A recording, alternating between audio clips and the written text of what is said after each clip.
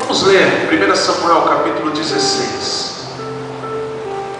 Diz assim a palavra de Deus: disse o Senhor a Samuel: até quando terás pena de Saul, havendo-o eu rejeitado, para que não reine sobre Israel? Enche um chifre de azeite e vem. Enviar-te-ei a Jessé, o belemita, porque dentre os seus filhos me provide um rei. Disse Samuel: como irei eu, pois Saul saberá e me matará? Então disse o Senhor: toma contigo um novilho e dize: vim para sacrificar ao Senhor.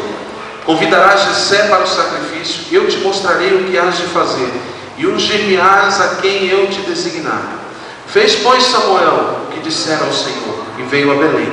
Saíram-lhe ao encontro os anciãos da cidade, tremendo, e perguntaram: é de paz a tua vinda? Respondeu ele: é de paz. Vim sacrificar ao Senhor, santificai-vos e vinde comigo ao sacrifício. Santificou ele a Jessé e os seus filhos, e os convidou para o sacrifício. Sucedeu que entrando eles, viu Samuel a Eliabe, e disse consigo: certamente está perante o Senhor o seu ungido. Porém o Senhor disse a Samuel: não atentes para a sua aparência, nem para a sua altura, porque o rejeitei. Porque o Senhor não vê como vê o homem, o homem vê o exterior, porém o Senhor o coração. Então chamou Jessé a Abinadab e o fez passar diante de Samuel, o qual disse: nem a este escolheu o Senhor. Então Jessé fez passar a Samar, porém Samar disse: tampouco a este escolheu o Senhor. Assim fez passar Jessé os seus 7 filhos diante de Samuel. Porém Samuel disse a Jessé: o Senhor não escolheu a estes. Perguntou Samuel a Jessé: acabaram os teus filhos? E ele respondeu: ainda falta o mais moço, que está apacentando as ovelhas. Disse, pois, Samuel a Jessé: manda chamá-lo, pois não nos assentaremos à mesa sem que ele venha. Então mandou chamá-lo, fez-o entrar, e ele era ruivo, de belos olhos, de boa aparência. E disse o Senhor: levanta-te e ungiu, pois é este. Tomou Samuel o chifre do azeite e ungiu no meio de seus irmãos, e daquele dia em diante o Espírito do Senhor se apossou de Davi. Então Samuel se levantou e foi para Ramá. Obrigado, Pai, pela tua palavra, em nome de Jesus. O tema dessa mensagem é verdades a respeito do nosso chamado. Nós vemos nesse texto que Deus chama Samuel, e por causa de uma sequência de desobediências de Saul, o atual rei de Israel, nesse contexto, Deus se desagrada de Saul. Deus fala com o profeta Samuel e diz para ele: eu já escolhi um homem. Agora escute, nós sabemos que Davi, uma das características de Davi é que ele foi chamado homem segundo o coração de Deus. E essa palavra, essa designação, homem segundo o coração de Deus, significa dizer o seguinte: que Deus escolheu alguém que vai encaixar-se no seu propósito, alguém que se adequa ao plano que Deus tem. Não quer dizer que era alguém puro, não quer dizer que era alguém perfeito, não quer dizer que era alguém sem os seus problemas, mas era alguém que se encaixava naquilo que Deus tinha para fazer. Eu quero dizer algo para você: quando Deus olha para você, Ele não vê os teus defeitos, Ele não vê os teus problemas, Ele não vê as tuas circunstâncias. Ele olha para você e vê: está aqui alguém que eu escolhi para cumprir esse propósito, essa etapa. Você se encaixa exatamente no plano de Deus para a tua vida. O plano que Deus tem para cumprir. Às vezes você fala assim: mas por que eu sou desse jeito? Eu não estou falando de pecados, mas eu estou falando às vezes de maneira de ser. Talvez uns são mais atirados, mais impulsivos, outros são mais quietos. E você fala: por que eu sou desse jeito? Não se pergunte assim, diga: Deus, eis-me aqui para ser usado por ti do jeito que o Senhor quer que eu saia. Deus tem plano para a tua vida. E algumas verdades chamaram a atenção aqui nesse texto. É interessante, irmãos, que você viu na descrição que Deus disse para Samuel assim: vai lá em Belém, porque lá naquela cidade tem uma família. O pai dessa família é Jessé, e de Jessé eu escolhi, eu me aprovi. Só que Deus não falou para Samuel quantos filhos Jessé tinha. Deus não falou que tinha 8 filhos. Deus só disse assim: eu me provi de um rei, vai lá e faz o que eu vou te mandar fazer. Sabe, aqui tem um detalhe que eu preciso te dizer. Quando Deus nos manda fazer alguma coisa, nós precisamos obedecer e não ficar pedindo detalhes. Se Deus mandou fazer, faça. e a obediência sempre traz bênção. E Samuel chega lá na cidade. Os anciãos da cidade ficam preocupados. Provavelmente eles deviam estar em pecado, porque eles vêm tremendo diante de Samuel e falam assim: é de paz. Eles sabiam que Samuel era profeta, que podia revelar se fosse pecado, para vir tremendo. Se eles estivessem tranquilos, andando na presença do Senhor, eles viriam: oh, que bom, um profeta no nosso meio. Mas vieram preocupados. Samuel diz: não, eu vim de paz, vou fazer um sacrifício. Chama Jessé, chama os anciãos e fala para Jessé: Jessé, reúne os teus filhos, porque nós vamos sacrificar, vamos consagrar ao Senhor.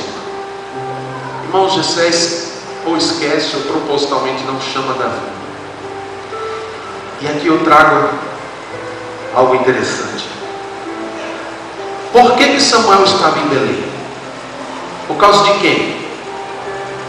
Por causa de quem é que Deus tinha escolhido para que Samuel fosse ungir rei? Davi. Mas o único que não estava na festa era Samuel. Chegou ali, estavam os anciãos, estava toda a família de Jessé, mas aquele por quem Deus tinha mandado ele não estava lá. Aonde estava Davi? Davi estava apacentando no campo. E tem algumas coisas muito interessantes para serem tratadas aqui. Primeira delas, Deus tem um chamado para a sua vida. E não importa onde você esteja, não importa a situação que você está vivendo, não importa se você está no campo ou na cidade, não importa se você está trabalhando numa empresa ou é empresário, não importa se você ou até esteja desempregado, não importa se você passou pelo que você passou, o que importa é que o chamado de Deus é mais forte do que a tua própria vida. O que importa é que o plano que Deus tem para você, ele vai se cumprir onde quer que você esteja. Mas para que esse plano se cumpra, veja, algumas coisas precisam acontecer. Primeira delas, Deus usa suas autoridades constituídas. Ninguém, diga assim, ninguém exerce chamado de Deus sem passar por uma autoridade. Veja, para ser servo nas mãos de Deus, tem que passar por aqueles que estão em autoridade. E para exemplificar isso, eu dou o maior e melhor exemplo de todos: Jesus Cristo. Jesus Cristo foi o próprio Deus na terra, certo? 100% homem, 100% Deus. Não tinha pecado, era alguém que vencia todas as tentações, tinha poder de Deus na sua vida, o Messias, o Cristo. Mas antes dele pregar qualquer palavra, antes dele curar qualquer pessoa, antes dele exercer autoridade sobre os demônios, havia um homem que exercia ministério antes dele naqueles dias. Quem era? João Batista. A Bíblia diz que João Batista batizava e pregava o Evangelho e anunciava que era vindo o reino dos céus. Sabe o que Jesus faz? Jesus sai lá da região onde ele estava e vai para o Jordão, para dar exemplo para que todos fossem batizados, mas também para um motivo muito importante: Jesus não começaria seu ministério sem passar pelas mãos de quem tinha autoridade. Irmãos, isso é muito forte. João Batista era um homem, e quando João Batista, no exercício do seu ministério, batizando ali, viu a luz de Deus vindo, a glória do Deus vivo, a promessa de Deus, o Messias de Israel entrando na água, provavelmente ele arrepiou da cabeça aos pés e disse: cara, Deus está aqui. E ele olha para Jesus e fala: eu é que tenho que ser batizado por ti, não tu vires a mim. Sabe o que Jesus disse? Chega, importa cumprir toda a justiça. Qual justiça? Que João Batista, como homem, naquele momento, estava em autoridade dada por Deus. E Jesus, antes de começar seu ministério, sendo o próprio Deus, se submete e é batizado por João Batista. Às vezes as pessoas gostam de questionar e criticar quem está em autoridade. Às vezes as pessoas aceitam mentiras e sofismas do diabo na sua mente, dizendo: ele é homem igual a todo mundo. É verdade. Os pastores são homens iguais a qualquer um. Existe só uma diferença: como pastor, como autoridade, ele recebeu uma constituição de Deus. E se você tem um chamado e é filho de Deus, você vai precisar passar pela mão de uma autoridade no que diz respeito a tratamento, oração, intercessão, ajustes, para que você esteja na posição que Deus um dia sonhou para você. Jesus era Deus ou não era? Quantos têm convicção de que Jesus como homem era Deus aqui na terra? Jesus precisava que um homem batizasse ele? Precisava? Batizasse ele não. Ou batizasse? Precisava? Não. Jesus tinha pecado? O batismo que João Batista pregava era o batismo de quê? Arrependimento. Jesus tinha pecado para se arrepender? Não. Mas Jesus disse, não importa, Ele é a autoridade. E se o batismo é o caminho pelo qual Ele está exercendo a autoridade de Deus, por esse caminho eu também vou passar.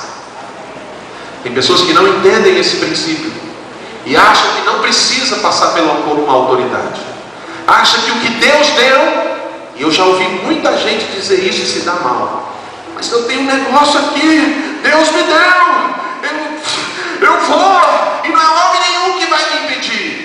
Realmente, se Deus te deu, homem nenhum vai te impedir. Mas se você não se submeter debaixo de uma autoridade, você não vai chegar a lugar nenhum.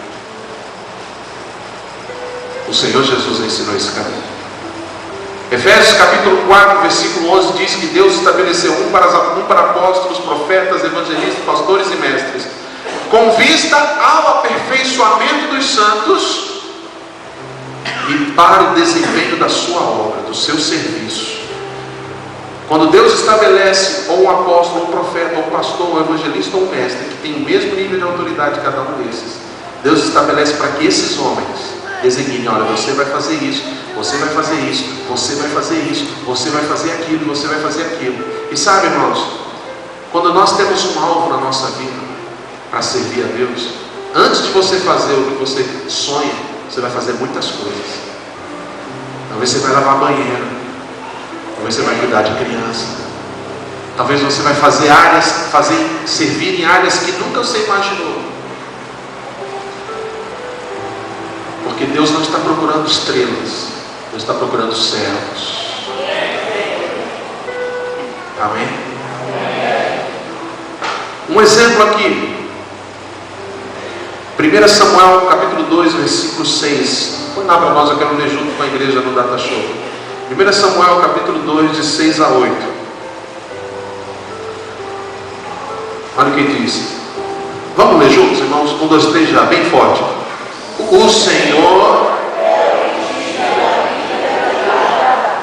faz descer ao Seol, o Senhor abate e também exalta, levanta do pó pobre, do monturo eleva o necessitado, para os fazer sentar, para os fazer herdar um trono de glória, porque do Senhor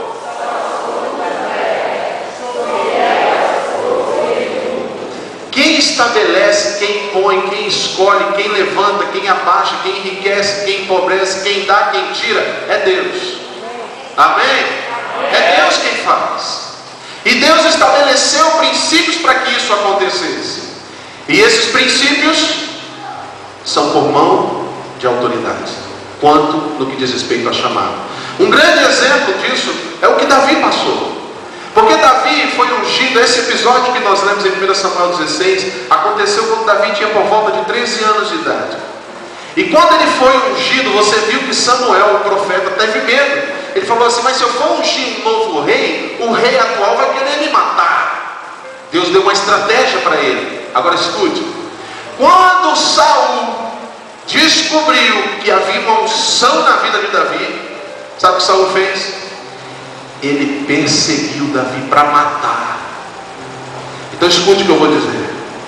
Quando Deus tem um chamado para a tua vida, mesmo que uma autoridade seja contra o teu chamado, se você se submeter, Deus vai te honrar.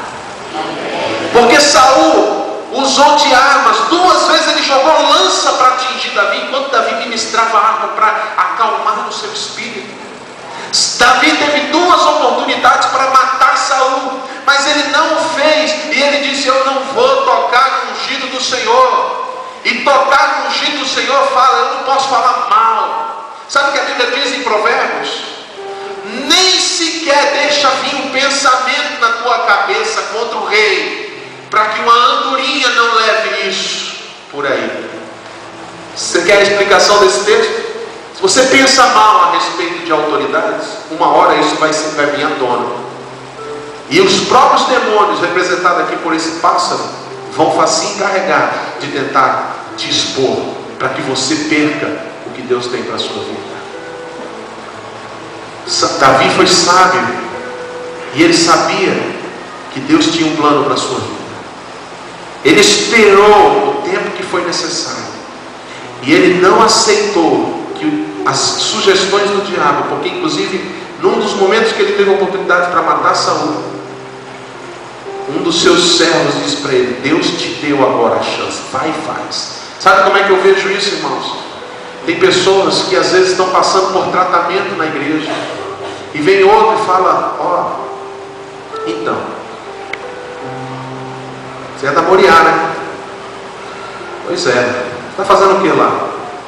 Eu estou meio... O pastor pegou no meu pé, estou meio sentado aí. Então, ó, lá na minha igreja lá tem um espaço lá. Sabe o que é isso, irmão? É a voz do diabo dizendo assim: por que você não mata agora a visão que você está? Por que você não pega agora e não faz e toma a decisão? Davi não fez isso, porque ele sabia que o que Deus tinha para a vida dele ia se concretizar. E Saul, que tentou matar, se tornou, na verdade, com toda a perseguição que ele fez, um instrumento de Deus para tratar o coração de Davi. Então diga assim comigo: o que Deus tem para mim, diga forte, o que Deus tem para mim vai se cumprir. O que Deus tem para a minha vida vai se cumprir, em nome de Jesus. Amém? Mas para que se cumpra, você precisa estar ligado a uma autoridade. Você está aqui ouvindo isso, essa é uma palavra para Moriá. Então entenda, as autoridades que Deus colocou nessa casa é para te abençoar. Mesmo quando precisa dizer para você: não é agora. Ou quando precisa dizer para você: agora você vai sentar. Ou quando diz não para você. Isso é Deus tratando você. Isso é Deus fazendo na sua vida. Eu me lembro muito bem de um testemunho, talvez alguns aqui conheçam, uma experiência muito forte que marcou meu ministério. O rapaz chamava-se Fernando, filho do Gilson do Parafuso, da presbiteriana, na época que meu sogro era pastor lá e eu era ministro do louvor. Esse testemunho é um testemunho público, por isso que eu vou contar para vocês. O Fernando era um garoto de aproximadamente 20 anos de idade, quando eu era ministro de louvor, líder do Ministério de Louvor de Música. O Samuel fez parte dessa época. E o Fernando tocava contrabaixo. Mas ele era um garoto bonitão, um garoto universitário, tinha condições. E ele se desviou dos caminhos do Senhor. E como líder do ministério, eu peguei muito no pé dele. E acabei dando uma disciplina, ele se afastou, ficou 6 meses afastado do ministério. Durante esses 6 meses, ele quase nem falou comigo. Ficou meio chateado, eu até entendo a situação. Mas eu comecei a perceber, ao cabo desses 6 meses, que ele começou a se aproximar novamente. Ele começou a tentar, ele vinha para os ensaios, mexia no cabo, ajudava, carregava as coisas. Você também era dessa época? Não vou falar nem nada, deixa pra lá. E eu comecei a entender que o Fernando precisava de um discipulado. Eu chamei o Fernando à parte e disse: você quer voltar? Ele disse: quero. Eu falei: vamos fazer o seguinte, vamos fazer um discipulado. Eu sentei com ele durante 3 meses. Toda semana ele ia no escritório lá, a gente sentava, eu ministrava, orava com ele, e a gente tinha um tempo juntos. E depois desse 3 meses eu percebi o quanto o coração dele estava diferente, o quanto Deus estava, e Deus começou a sinalizar no meu coração que era hora dele voltar. E ele voltou para o ministério. Só que 1 mês depois ele sofreu um acidente de carro voltando da faculdade e veio a falecer. Eu fiquei, foi um choque para a cidade. Foi o pior momento de ministração de louvor que eu tive na minha vida, foi naquele velório na igreja presbiteriana. Nó na garganta. Mas se o meu ministério tivesse que parar ali, eu pararia satisfeito, porque o pai dele chegou para mim. E o pai, a mãe e alguns familiares ficaram muito revoltados porque eu tinha disciplinado. Mas o pai chegou para mim e disse assim: diante do caixão do filho, eu quero agradecer a você. Porque se você não tivesse tido coragem de disciplinar o meu filho, talvez hoje ele teria morrido longe dos caminhos do Senhor. Mas porque você fez o que fez, hoje eu tenho certeza de que ele está com o Senhor. A pressão que eu, como líder naquela época, sofri para não fazer aquela disciplina foi grande. Mas eu entendi. E o que eu entendo não é pelo que eu acho, é pelo que a palavra de Deus diz. Você está nessa casa porque Deus te colocou aqui. Não foi você que veio porque você quis. Porque a Bíblia diz, no texto que nós lemos, aqui na palavra que eu disse que Deus me deu em Jeremias capítulo 30, lá diz assim: e eu o aproximarei de mim, porque quem ousa se aproximar de mim se eu não o trouxer? Se você está aqui é porque Deus te colocou aqui. Eu queria que você pegasse na mão de uma pessoa e diga assim: foi Deus que te trouxe aqui. Diga, você está aqui. E esse pastor doido é seu pastor pela vontade do Pai e não pela sua. Amém? Glória a Deus. Amém? Uma coisa eu posso dizer para você, como homem, como seu pai espiritual, como seu pastor: meu único desejo, diante de Deus eu falo isso, diante de vocês, meu único desejo, meu, da minha esposa, é quando a trombeta tocar, subir com todos vocês diante do Senhor. E antes disso, levá-los à frutificação, multiplicação, à prosperidade, pastorear a vida de vocês no temor do Senhor, levando vocês a conhecer o melhor desta terra. Esse é o desejo do meu e do coração da minha esposa. Em segundo lugar, se Deus te chamou, espere. Diga comigo: se Deus me chamou, eu preciso esperar. Fala para mim, aonde estava Davi quando Samuel foi escolher o rei de Israel? Aonde estava? Lá no campo. Sabe o que acontece, irmãos? O problema da igreja nos dias de hoje é o seguinte: a gente muitas vezes quer saber como que eu vou fazer para sair daqui para vir para cá. Como que eu vou resolver esse problema de sair da onde eu estou para poder vir onde Deus quer que eu esteja? Você não tem que fazer nada. Davi estava lá no campo. Davi não precisou fazer um cartão de apresentação. Davi não precisou vestir roupas decentes, roupas chiques, roupas caras. Davi não precisou conhecer as pessoas certas. Davi não precisou fazer marketing pessoal. Davi não precisou fazer qualquer tipo de esquema de manipulação, de conversa, de tipos de qualquer coisa que fosse para tentar se promover. Você que é chamado por Deus não precisa se promover. Quando chegar a tua hora, quando for o teu tempo, quando for o tempo do Senhor para a tua vida, vai acontecer. E se você estiver no fundo do poço, se você estiver no fim do mundo, Deus vai mandar buscar você de lá. Deus vai trazer você com mão forte e Deus vai dizer: chegou a hora do meu filho, chegou a tua vez, chegou o teu momento. Oh, glória a Deus. Mas sabe, irmãos, tem uma coisa que depois de Deus é a mais importante em qualquer chamado: tempo de espera. Depois de Deus, o elemento mais importante no cumprimento de um chamado é o tempo de espera. Sabe o que a Bíblia diz em Provérbios 20, 21? Põe lá para nós, Joãozinho. Provérbios capítulo 20, versículo 21, diz assim a palavra de Deus: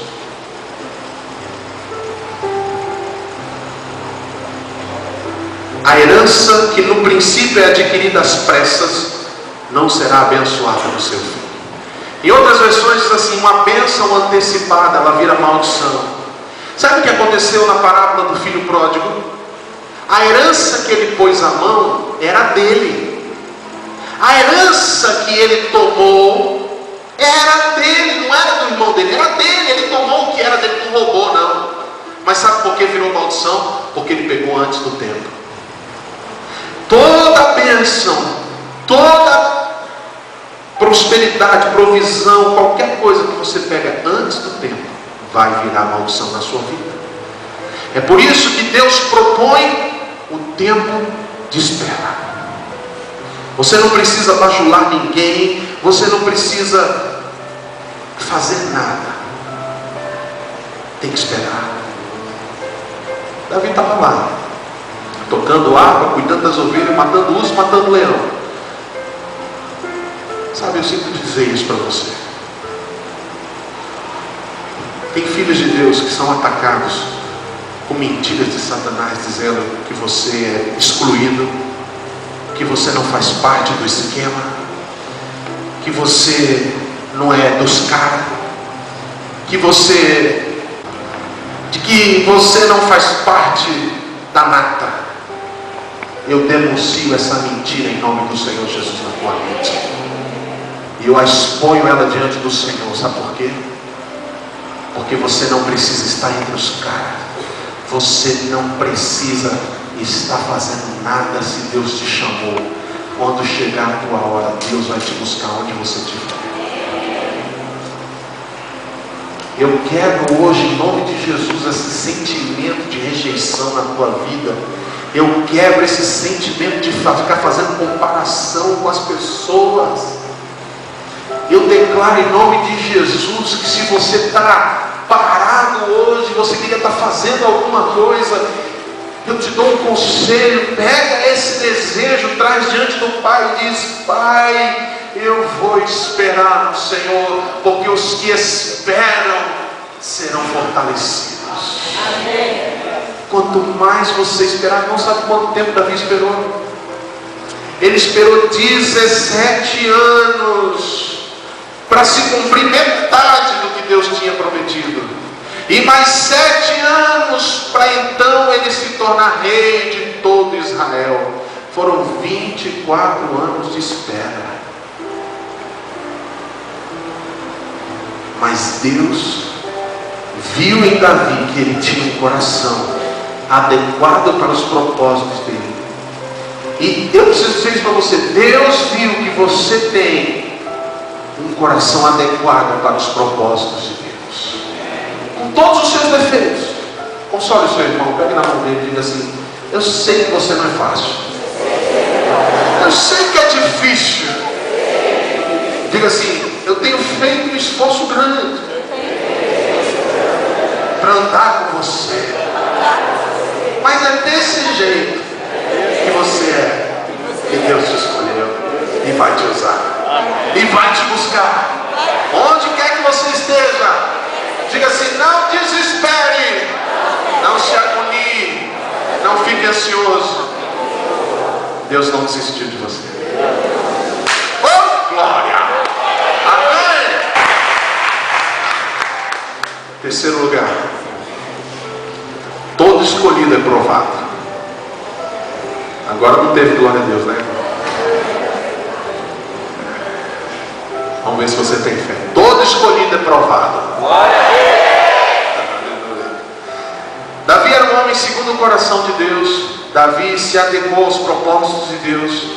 Davi estava dentro do que Deus queria.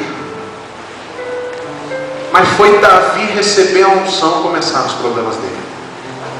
Se você for ver no versículo 14, olha o que diz: tendo se retirado de Saul o Espírito do Senhor, da parte deste o espírito maligno o atormentava.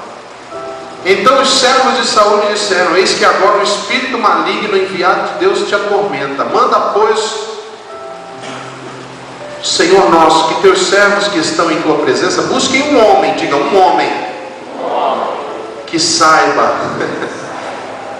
tocar a harpa. E será que quando o espírito maligno da parte do Senhor vier sobre ti, então ele a dedilhará e te acharás melhor. Disse Saul aos seus servos: então me busque esse cara. Quem é esse cara? Versículo 18. Então respondeu um dos moços e disse: eu conheço um filho de Jessé, O belemita que sabe tocar, é forte, valente, homem de guerra, sisudo em palavras, de boa aparência, e o Senhor é com ele. Eu quero dizer algo a teu respeito. Você tem esperado, você tem sonhado, você tem desejado alcançar promessas, viver o que Deus tem para a sua vida. Talvez você passou momentos de canseira, de desgosto. Davi foi ungido, e o primeiro momento que ele viveu na vida dele depois da unção foi lidar com o demoniado.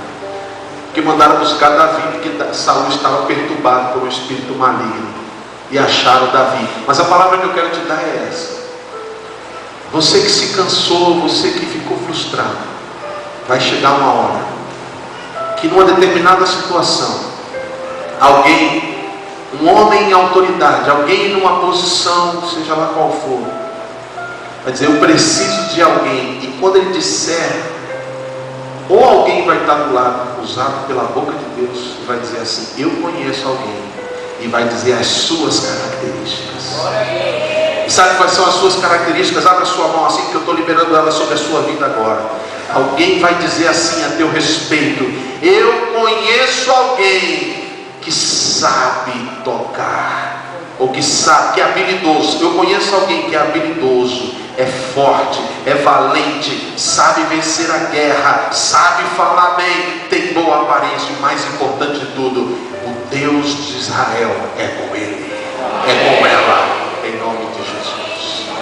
Amém.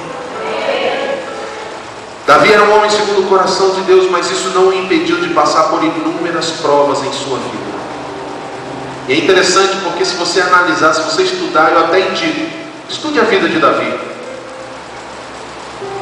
Você vai encontrar sobre a vida dele aqui em 1 Samuel 16 em diante, você vai ver. Todas as provas que Davi enfrentou estavam relacionadas com tirar a vida dele.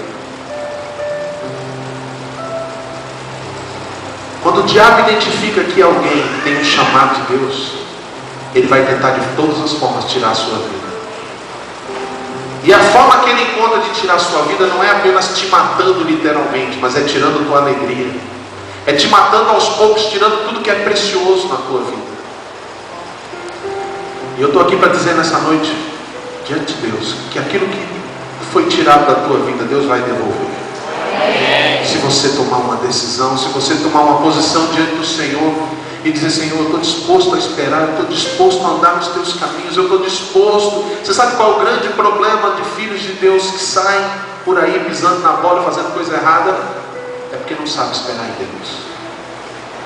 Quando começam as primeiras provas, dão cabeçada, tomam decisões erradas, vai por caminhos que não deveriam ir, e acabam fazendo as maiores besteiras da sua vida. Irmãos, eu conheço pessoas que tinham tudo para se tornar o cara, tinha tudo para ser a mulher, tinha talento, tinha dom, tinha sabedoria em palavras, sabia se colocar, tinha unção, presença de Deus, mas sabe o que aconteceu?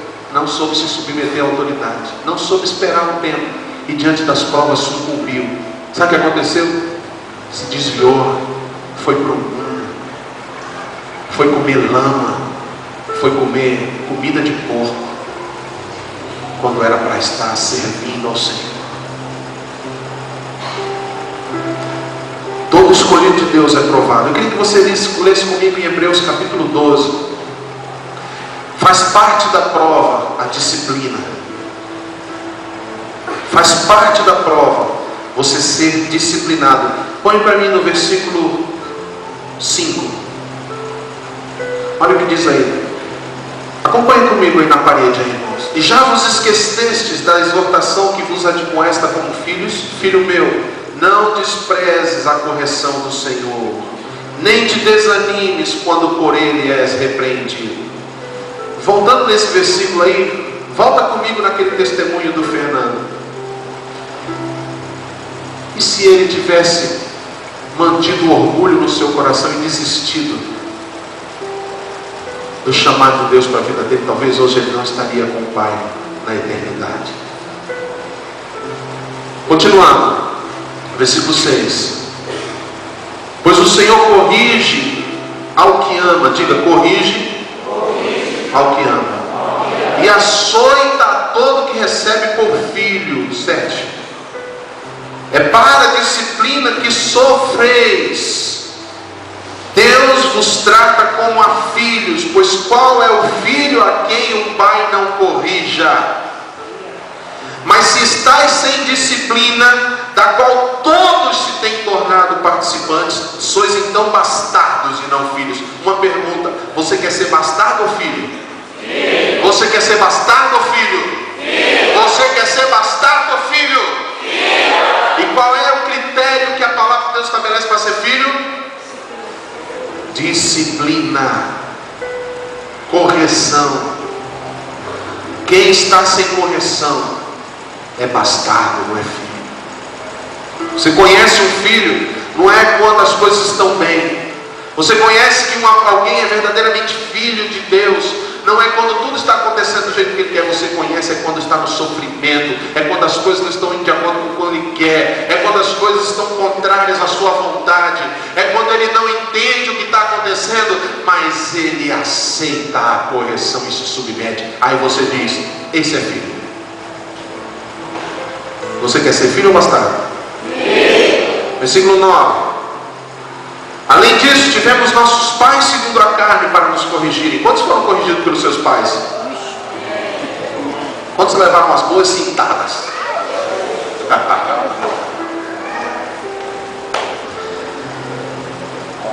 E o olhávamos com respeito. Não nos sujeitaremos muito mais ao Pai dos Espíritos e viveremos? Versículo 10. Pois aqueles por pouco tempo nos corrigiam, como bem lhes parecia, mas este para nosso proveito, para sermos participantes da sua santidade. Você pode dar uma glória a Deus? Você e eu só podemos ser participantes da santidade de Deus se aceitarmos a correção, se aceitarmos a disciplina. E eu quero falar um pouco sobre a forma como Deus nos disciplina. Deus pode nos disciplinar usando autoridades. Momentos em que a autoridade chega: olha, a partir de agora você não vai fazer isso, ou você vai... Mas também tem outras formas que Deus disciplina. Quando você passa por algumas lutas que você não entende. E Deus está me mostrando alguém aqui que pôs a mão na cabeça esses dias e falou assim: meu Deus, eu não estou entendendo. Eu tenho buscado, eu tenho me esforçado, eu tenho procurado fazer tudo certo, e de novo está acontecendo isso. Deus está dizendo assim para você: eu estou tratando você, eu estou te disciplinando, eu estou te corrigindo. Sabe, irmãos, existem alguns remédios na medicina que são usados para tirar a dor, não é verdade? Mas quem entende da área médica sabe que esses remédios, se usados indevidamente, em vez de serem remédios para tirar a dor, eles podem se tornar em objetos de fazer você ficar dependente. Sim ou não? Pode ou não pode? Não pode? Nossos assessores para assuntos médicos. Tem pessoas dependentes de anestésicos? Anestésico? Tem pessoas dependentes desse tipo de remédio? E o que era para fazer o bem transforma a pessoa em viciada. Agora veja, o que isso tem a ver com a palavra que nós estamos usando? Às vezes tem filhos de Deus que são viciados em arrumar esquemas para se livrar das provas, em fugir das correções e das disciplinas, em arrumar justificativas, defesas e autodefesas para não se enquadrar naquilo que está vivendo. E meu amigo, meu irmão, meu querido, minha querida, quando nós estamos passando pelo deserto, que é onde Deus nos põe para tratar, nós não temos escolha. Qualquer rebeldia no deserto, o que aconteceu com os rebeldes do deserto? O chão abriu, o fogo consumiu. Muita gente morreu no deserto porque não se submeteu, não aceitou. Eles ficaram reclamando e murmurando: por que que Deus me tirou de lá do Egito para morrer aqui? O que eu estou fazendo aqui? Eu não mereço passar por isso. Para que eu tenho que enfrentar essas coisas? Põe um esparadrapo na tua boca e para de falar abobrinha, porque se você continuar nesse pensamento, você vai morrer no deserto. O plano que Deus tem de te colocar na terra prometida, que manda leite e mel, e te fazer uma bênção, vai escoar, você vai acabar ficando no deserto. Não! Fecha a boca e adora, busca, ora. Se precisa chorar, chore, mas todo escolhido de Deus vai ser provado. Você vai ser provado nas tuas emoções. Ah não, pastor, fala de outra coisa agora. Emoções não, sentimentos não mexe com isso não. Quem quer que eu pule de assunto? Pois é desse que eu vou falar. Eu queria que toda a igreja tivesse pula desse assunto. Eu ia falar, é desse que eu vou falar. Porque se tem uma coisa que bloqueia a tua fé, são teus sentimentos bagunçados. São sentimentos desorganizados. A pessoa não entende porque não consegue firmar em nada que se propõe. Todo desafio, toda conquista, todo sonho que estabelece para a sua vida, não, agora eu vou. Não dá muito tempo, está lá no chão do mundo. Conhece alguém assim? Não cutuca ninguém, irmãos. Recebe para você. A pessoa se envolve num relacionamento aqui, se envolve no outro ali, vai para outro aqui e fica procurando em relacionamentos tentar resolver a sua vida com Deus. Você vai se afundar. Mas não é só na questão de relacionamentos. Às vezes, uma crise generalizada dentro da família. Ou lugar para ter crise emocional. Quem está entendendo o que eu estou falando? É o jeito que falou comigo, é o jeito que olhou, é o jeito que respondeu. É uma briga todo dia. Eu sei que isso não acontece na sua casa. Estou falando por falar. É a esposa que não falou do jeito que eu queria que falasse. É o marido que falou uma coisa, a esposa entendeu outra. É a desobediência dos filhos. É a sogra. Sogra não, porque sogra é uma bênção, irmãos. Não é verdade? Mas é a mãe, é o pai. E crise se instala. Deixa eu dizer uma coisa que Deus está falando para você. Não é Deus que está criando a confusão na sua casa. É a sua cabeçudice que está promovendo essas coisas. Mas Deus está usando essas coisas para tratar suas emoções. Há um momento de confissão. Quantos têm se sentido rejeitados em alguma esfera de relacionamento na sua vida? Não olha para os lados, só olha para você. Coragem. Quantos têm se sentido rejeitados em alguma esfera de relacionamento durante a sua vida? Você vai ser curado hoje. Tudo bem. Pode baixar só. Quantos têm se sentido relegados a segundo plano? Pastor, não é a mesma coisa, não. A rejeição é um sentimento relacionado a uma forte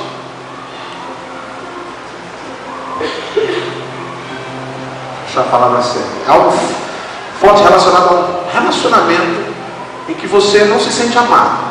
Agora, relegado a segundo plano é quando você não se sente cumprindo o que você queria estar fazendo. Quando você se sente fazendo algo que não é aquilo que você sonhou fazer. Quando você sente que outros têm tido preferências no seu lugar. Quantos têm se sentido assim? Levante sua mão aí. Você vai ser curado hoje.